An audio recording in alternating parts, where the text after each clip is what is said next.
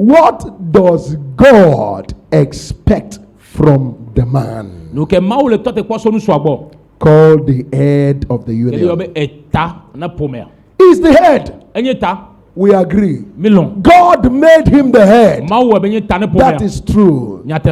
But what is the meaning of that headship? And is he living up to the standard of headship? Ephesians 5:23 shows that the man is the head of the union. But what is God's way and definition of headship? The word husband means the rope or the bond that binds the house together. House band is what we call husband. House bound, the one that binds the entire thing in the house together, which means everything rises and falls at his shoulder. Which means God hold him responsible for everything that happens in the family. Which means he's responsible for the upliftment or downward movement of the home. Which means he's to take responsibility for everything that happens in the family. Which means he's the leader, and every leader is an influencer. Which means laws, rules, regulation, and decision making rest on him. So if anybody in the family makes a decision and the decision backfires, God hold the man responsible. That makes the job dangerous. So any decision the wife makes that backfires, God blames him for it. Any decision the children makes and it backfires, God blames him for it. In the Garden of Eden, the Bible said it was Eve that was deceived. Who did God blame? God blamed Adam. Why? Because Adam has shifted and deviated from the original goal, from expectation of God. God's expectation is that he should be in charge. The sensitivity of the position of a man makes it a great burden for them. You have to help them. A woman that is here, say, I will help my husband. Bible says is the head. Touch your head. What carries the load? When you go to carry things in the bush, where do you put it? So it is the head that carries the load. Spiritual load, financial load, emotional load. And funny enough, women and the children never knows this. I saw a picture and I said, Kai, the person who got this picture is a deep thinker. The man is under. He used the two hands to raise the wife and the two legs to raise the son. But it's the wife that is feeding the son. So the son is looking at the mother, celebrating the mother, but did not know that there is somebody under there who is holding both the mother and the child. Mommy has come. Mommy, I love you. Why? She served the good food. Who brought the money? Daddy is never in the house. You're always here for me. Who went to look for the money for all of you to still remain in the house? You now know what make it worse? The woman will kiss the children. When it comes to flogging the children, that they come, they have misbehaved, beat them now. So the child sees the father as a wicked man. the mother who brings the food that the father has gone to look for money for is the greatest. You see the way men suffer. So at old age, if the children does not understand spiritual things, it's always my mother that was there for me, feeding me, taking care of me. My father was never there. If he has not gone to look for the money, he won't be able to pay for the rent that you and your mother has to stay in, and for you to have food on the table. But because you don't see him physically, to you, it's not there. So at old age, this mother used to flog me. He flogged, that is why your life is better. The woman too should have done the flogging, but he does not want the child to see her as the wicked woman. So he keep pushing the flogging to you. So at last, the women are celebrated and the men are neglected. Did you see why it's a great crime as a woman to keep projecting yourself and putting down your husband?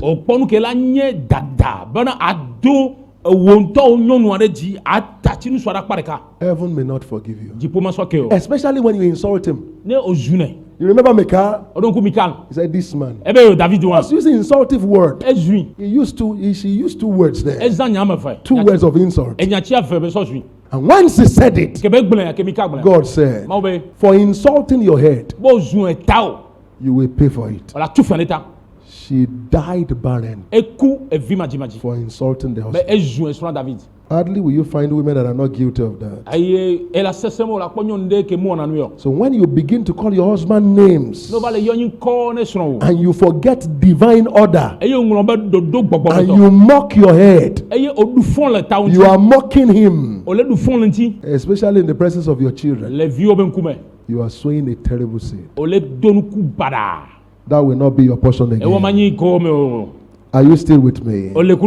Let him do the thinking. Let the man think for you. You are not the head. Let the head do the thinking. Because you women don't allow men to think for you. He can see what you are not seeing.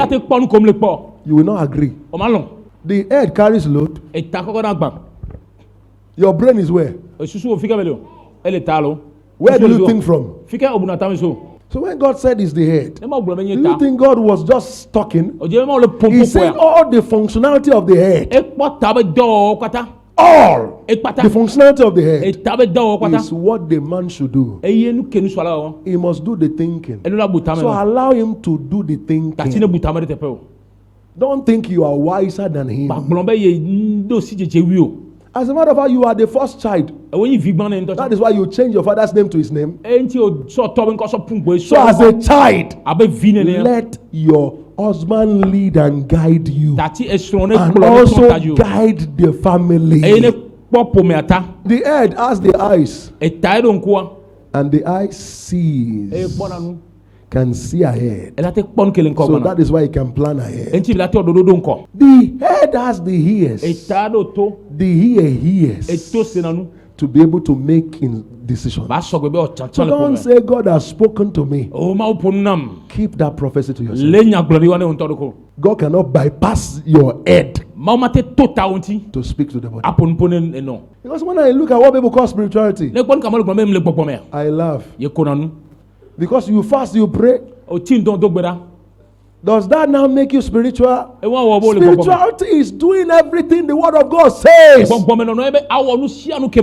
he says the man is your head, let him take his place. So you cannot say God has spoken that we should go to Chicago. And your husband says, we are going to live in Togo. Say, for where? God spoke to me. He's a God of order. If the God wants your husband to leave the place, he will still find a way of speaking to the man first. So don't tell him what God has told you. Tell God to tell. It is also the head that speaks. So your husband should not be speaking, you are speaking. It's not right. Regardless of what everybody is preaching today. Equality of men and women. That is anti-scripture. It's a demonic teaching. No matter who taught it. Because God began with analysis. He said God is the head of Christ. He said Christ is the head of the church. He said just like the man is also the head of the woman. Did you see the order? When God speaks, do you speak? And so why should your husband be talking and you will not allow him to talk? He speaks 2. You are speaking 20. That is why in Genesis chapter 3, God summarized it all. He said, this man shall rule over thee. The man is expected to make rules. I love the way the New Testament put it. He said anyone who wants to become a man of God or an apostle or any worker in the house of God, he says such a man should be a man who can put his family under subjection with all gravity. Say with me, gravity. Gravity is talking of being a ruler. You put your feet down. All the problem we are in today was because Adam was weak. We are suffering the consequence. Eve messed up. Adam supported the mess. He refused to take his place. But I love Job and the story of the wife. Don't tell me Job does not love the wife. Because the Bible says Job made a vow and said the eyes will never behold another woman or a virgin. It takes a man who loves a woman to make such a vow. But he will not allow the woman to lead him because he knows it is wrong. So when the woman said, see your life, curse God and die, he looked at the woman. So why are you talking like a foolish woman? I may love you, but you can't lead me to lead you. I tell you what should be done because I'm responsible to God. But today, what does men do? We chicken out. Once they begin to shout and nag, we withdraw. Just do whatever you want. The whatever you want that will bring catastrophe upon the family. And some will use emotional blackmail. Is that crying? Once it's crying, just please do anything you want to do. And at the end of the day, God will blame you for checking out when you are supposed to take your son. He that the Father loveth. So the proof of love is toughness. So as a man, be a man indeed. I'm not saying you should not be considerate. I'm saying be firm. Have rules and regulations. In this house, nobody must come later than 9 o'clock. If they come after 9, should go and sleep where she comes from.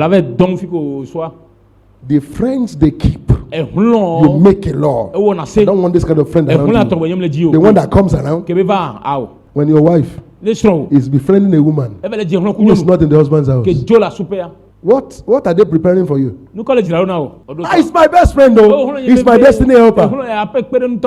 Because they are bringing little money into your pocket. And you are there watching. Say, hey, this woman, stop it though. I'm watching you and your children. Keep watching till your house collapse. Friend, your wife can befriend anybody. Your wife is befriending somebody who is not even married and does not know left from the right.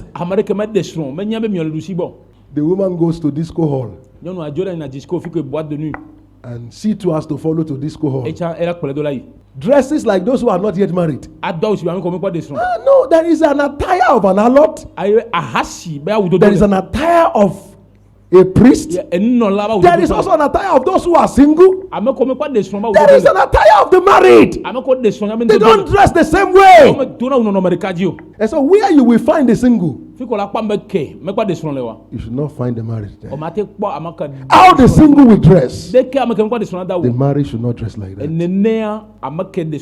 So as a man, you tell the woman, not in this house. Will she be hungry? Yeah. Will she deny you sex? Yes. Will she refuse to prepare the food you want sometimes? Yes.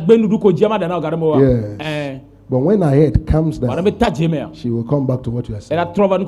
So you don't allow a woman to manipulate you, because God will hold you responsible for whatever happens in the house. So you must be a man. That you impregnate somebody does not make you a man. Dogs and goats are also impregnating people. But firmness, responsibility, influence is what makes you a man. So this one that the woman begins to cry, your children are crying, you, because of that, you will leave them alone until they are spoiled. God will not spare you. Did you see the story of Eli? He said, I read it, it pains me. God said you people should not be sleeping with women like that. The sacrifice is for God, not a boy. Don't do that again.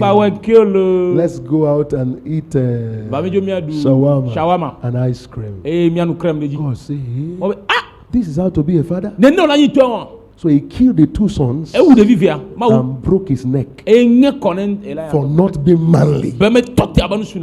You know, I love Amplified Bible Version. He said, I will make a helpmate, Genesis chapter 2, that is complementary, adaptive,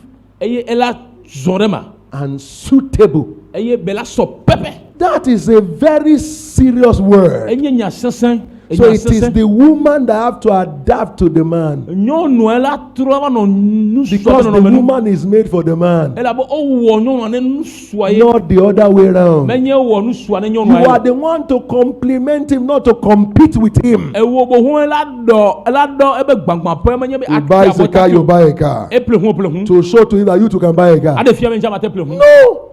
Suitable. You must adjust your life to suit his life. So, what is the summary of what we are saying? As a man, you are the head. You carry the spiritual load of the family. And God will not hear sorry if anything goes wrong. It's better you do your part. If they don't obey, God too is seeing. And God will know you have done your part. God will know you have done your part. As a man too, you are the spiritual gatekeeper, because you are supposed to carry the spiritual responsibility of the home. What does that mean? You must be sensitive enough to know when the devil is already at the front gate of your house. It's not every action that your wife and your children exhibit that is directly from them. Sometimes it is Lucifer that is using them. So you have to tackle some of those things spiritually instead of being too physical sometimes.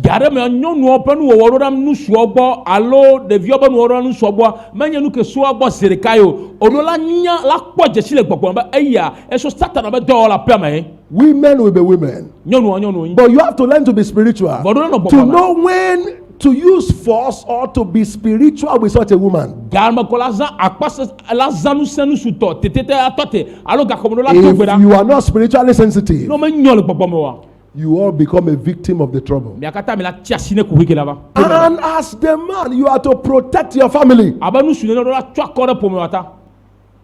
Yoruba culture is such a funny culture. Our wife. You understand that English? So when you are married into a family, you become the house girl of everybody in the house.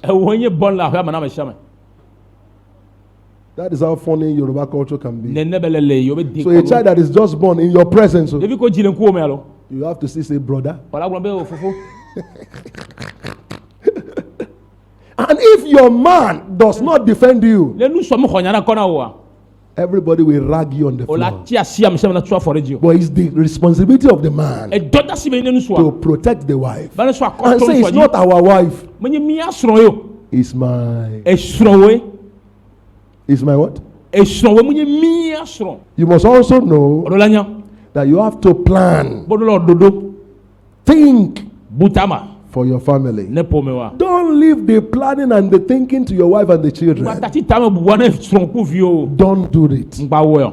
The man must do thinking for the family. Don't leave the thinking for your wife to do. I was discussing with somebody one time. He said, it is my wife, it is so and so person that made me take this decision. And when the trouble came, it was on him. I said, who is carrying the water now? So as a man, you must do the thinking. Not that your wife tell you the kind of school the children must go. You know what your pocket is saying. So you should decide the school they will go based on your pocket. Not what your wife is saying. Not what the children are saying. Meet a need and the need of your children. You are Father Christmas outside. You are wicked in your house. I prefer my wife to dress well than for me to dress well. It gives me joy when she looks good. That's why the Bible says a man, nobody ate his own flesh, but nourished it and cherished it first. If I buy a cream, I will use it for 5 years. She knows. But my eyes is on a cream. He said, and there's no money. I said, there's nothing like that. If we plan it, the money will come out of this film. Are you getting what I'm saying? As a man, plan, think for your wife. Help her in your own little way. Don't leave all the burden on her. Then the responsibility of the wife. I beg you. The whole responsibility is still this issue of submission. Submission. And I love the way she defined it one time. Submission is bringing your will under somebody's will. Not that you are foolish. You choose to put your will under the will of the man. Don't resist the man. Don't dishonor the man. Don't despise the man. Help the man. Don't push the man out.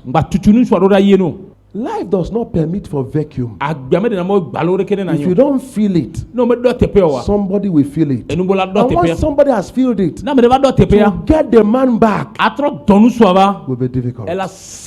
What you ought to have done early will now become what you will now be begging him, please, I will do anything now. But it will be too late. And as a man, if you don't assist and favor your wife, because there are some men like that, no matter what the woman does, they will still say variety is the spice of life. Why don't you start drinking different type of acid and say variety is the spice of life?